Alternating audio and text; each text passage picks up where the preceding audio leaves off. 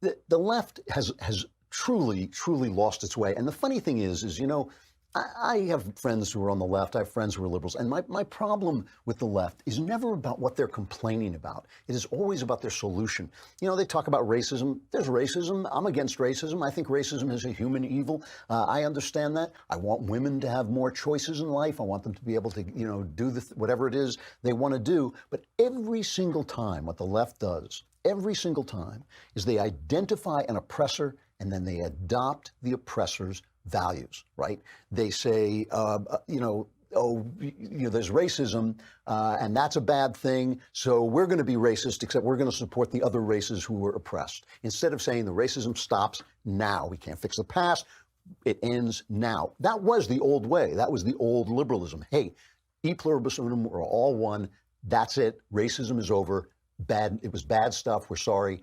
On we go. That's the only thing that works. I understand that it's unfair. I understand that it leaves the past unfixed because the past is unfixable. That's why the past is tragic. But to adopt the actual ideas, thinking, well, there was racism here on the right, so now if we can have a little racism here on the left, it's all going to balance out. All the racism always goes in one side of the scale because the devil don't care who does the hating as long as the hating gets done.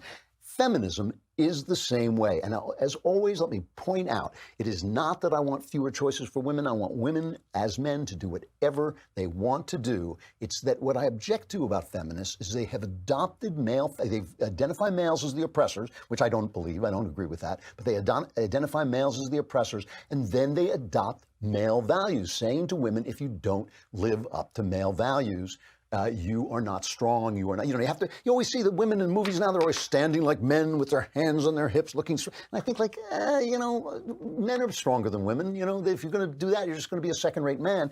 And so that you do not have women saying, no, we want our values to have the kind of respect that men's values have traditionally had, which would be a very valid point to make. Which brings me to Taylor Swift. I don't like pop music. I'm not a big fan of pop music, but I do listen to it. And of the people I like, I really liked the early Taylor Swift. I thought she had a really nice take on kind of high school romance, Teardrops on My Guitar, nice songs, a couple songs. Then she went into the pop stuff, which was a calculated move. Not as interested in her many affairs and getting dumped by people, but still, she does produce these songs like Getting Back Together and Shake It Off that are just, they're earworms, they get stuck in your head. She's obviously got some kind of talent and all this stuff. So she was asked by a German interviewer if she'd like to be a mother someday. She's about to turn 30. And she refused to answer, and she said it's sexist. She said, I really do not think men are asked that question when they turn 30, so I'm not going to answer that now. Now, everything is wrong with that statement, right? Men aren't asked that question because they don't become mothers. Children don't need mothers, don't need fathers in the same way, in the same intense way in their early years that they need mothers present in the house with them. They do not need the father like that, the way they need mothers.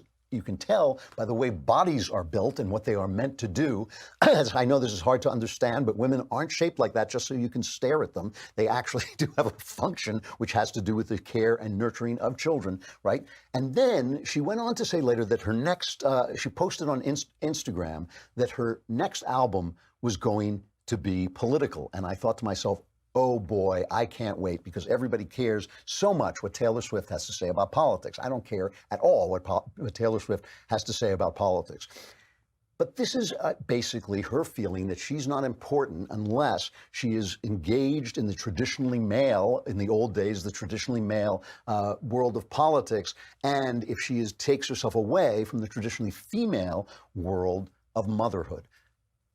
I'm sorry, but that is just ass backwards. I mean, millennials have now virtually stopped reproducing, and it's amazing. All the people, even on the right, everybody's saying, well, it's the economy. Millennials were coming up in the Obama economy, and they couldn't afford children, so they waited too long, and now they're not even producing enough people to, feed into Social Security and to develop a working class, and it's all about the economy. Well, baloney. I mean, baloney is about the economy. When you tell women that you're nothing if you stay home and take care of your children, that you're, only something if you lean in, if you're working all the time, if you adopt male values, why should they? I mean, women, I think, are more subject to to social pressure than men are, somewhat.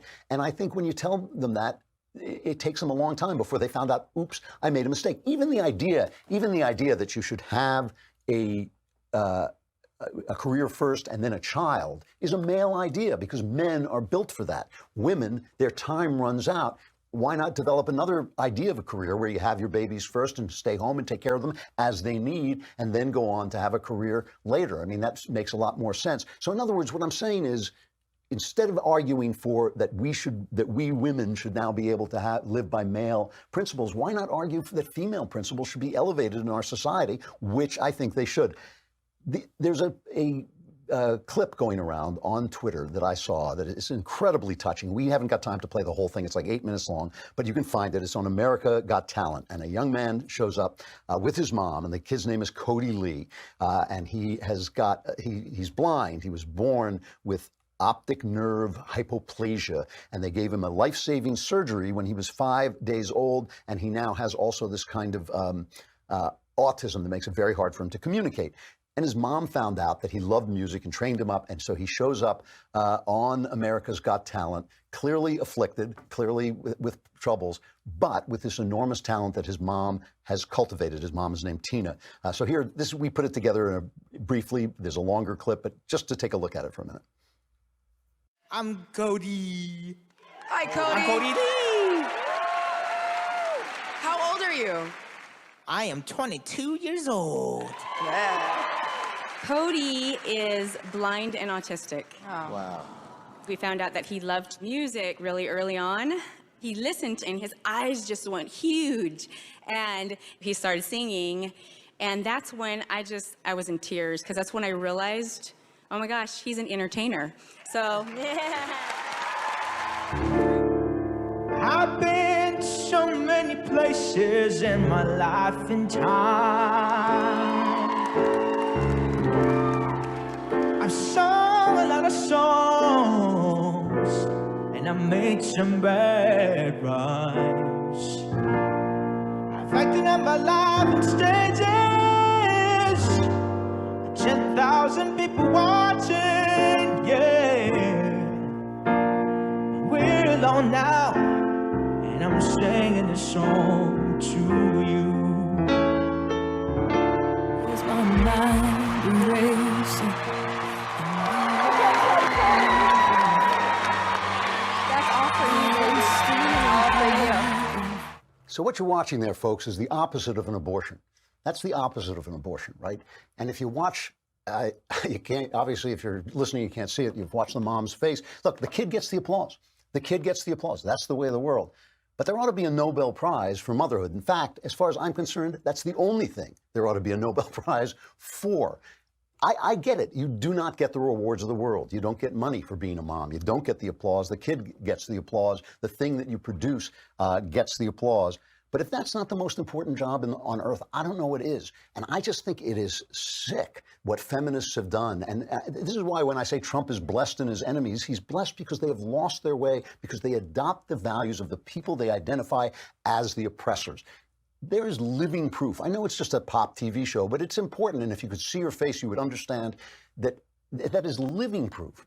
That's the job. That's the thing that people do that matters. And instead of saying, what feminists should have said was screw male values, let's elevate female values, but they always do the wrong thing. And that is why every time they take an aim shot at Trump, it flashes back and hits them in the head.